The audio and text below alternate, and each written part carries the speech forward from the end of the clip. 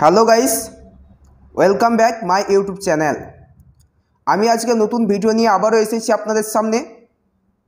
আমি আজকে ক্যান্সার ডেতে উপস্থিত, ক্যান্সার সম্পর্কে কিছু বক্তব্য পেশ করব, কিছু কথা আপনাদের সামনে তুলে ধরব। তো আজকে এই ক্যান্সার সম্পর্কে বলতে গিয়ে আমি ক্যান্সার জিনিসটাকে নিয়ে কত রকমের ক্যান্সার কত রকমের হয়, কত রকমের ক্যান্সার আছে, ওটা বিশ্লেষণ করতে গিয়ে দেখা গেছে যে ইন্ডিয়াতে 200 প্রকারেরও বেশি ক্যান্সার রয়েছে। 200 রকমের বেশি ক্যান্সার থাকে। তার ট্রিটমেন্টটা কীরকম হবে বলছে যে 200 রকমভাবেই ট্রিটমেন্ট করা হবে, মানে যে বিভিন্ন রকম ক্যান্সারের জন্য বিভিন্ন রকম ট্রিটমেন্ট করা হবে। তো বিজ্ঞানীদের গবেষণা ভিত্তিতে দেখা গেছে যে ইন্ডিয়াতে আমাদের চিকিৎসা পদ্ধতি বর্তমানে ক্যান্সার যেহেতু প্রচুর গবেষণাও সেরকম চলছে, তো আমাদের ইন্ডিয়াতে ক্যান্সারের পরিমাণটা কত সেটা জানিয়ে দেবো আগে। তো ক্যান্সারের পরিমাণ হচ্ছে 11,60,000-এর বেশি ক্যান্সার রোগে আক্রান্ত আমাদের ইন্ডিয়াতে। তো আমাদের ইন্ডিয়াতে বেসিক যে ক্যান্সার, আমরা 5টা ক্যান্সার, বেসিক ক্যান্সার যেটা কমন ক্যান্সার হয়ে থাকে ইন্ডিয়াতে, 5 রকমের কমন ক্যান্সারটা আজকে জানিয়ে দেব।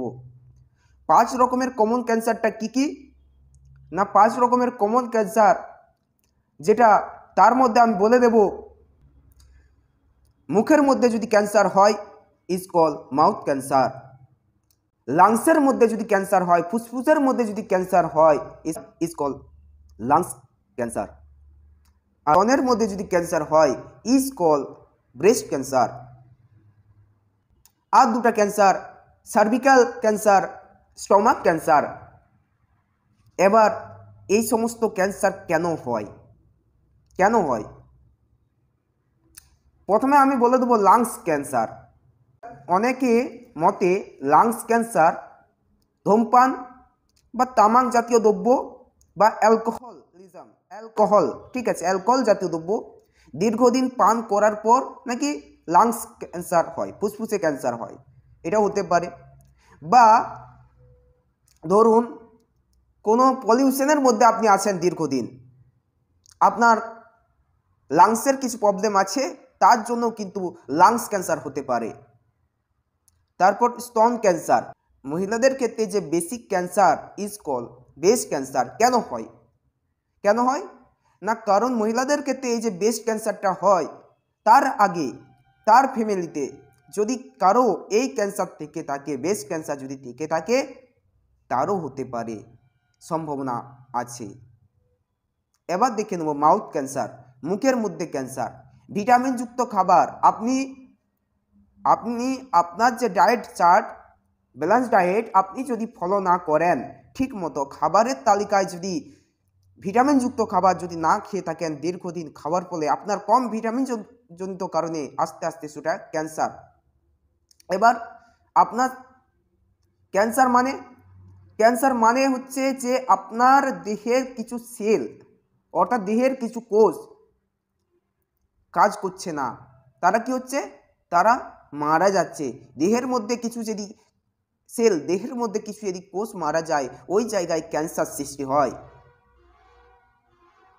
আঘাত, আপনি দেখবেন মুখের মধ্যে যদি সামান্য একটু আঘাত হয়ে যায় না, ওখান থেকে একটি ছোট্ট ঘা সৃষ্টি হয়, আর ঘা মানে আলসার, মানে ওটা ক্যান্সারের দিকে নিয়ে যায়। চিন্তা করে দেখবেন। তো আজকে ক্যান্সার ডে, ক্যান্সার সচেতনমূলক কিছু কথা বলার জন্য আজকে আমি এসেছি। ক্যান্সার, এবার যদি কিছু উপসর্গ আপনার মধ্যে দেখতে পাচ্ছেন যে ক্যান্সার হওয়ার সম্ভাবনা, তখন আপনি কি করবেন? তখন ডাক্তারের কাছে গিয়ে কিছু পরামর্শ নেবেন যে এ থেকে আপনি কিভাবে রেহাই পাবেন। এই সময়ে আপনাকে সঠিক পরামর্শের দরকার আছে, উপযুক্ত ট্রিটমেন্টের দরকার আছে। কোনো রকম উপসর্গ দেখার সঙ্গে সঙ্গে আপনি ট্রিটমেন্ট শুরু করে দেন, কারণ ক্যান্সার ভালো জিনিস না। এই ক্যান্সার, এই যে আমি বললাম যে 11,60,000 মানুষ ক্যান্সার আক্রান্ত ইন্ডিয়াতে, তাহলে আপনি ভেবে দেখুন এর মধ্যে কত মানুষ মারা গেছে। বহু মানুষ মারা গেছে ক্যান্সার আক্রান্তর কারণে। কারণ ক্যান্সার এমন একটা রোগ, আপনি বুঝতে পারছেন ক্যান্সার মানে কি। তো আপনি সচেতন হন এবং সচেতন করে তুলুন। ধন্যবাদ আপনাকে এবং সবাইকে, যারা আমার এই ভিডিওটা দেখছেন, অসংখ্য ধন্যবাদ।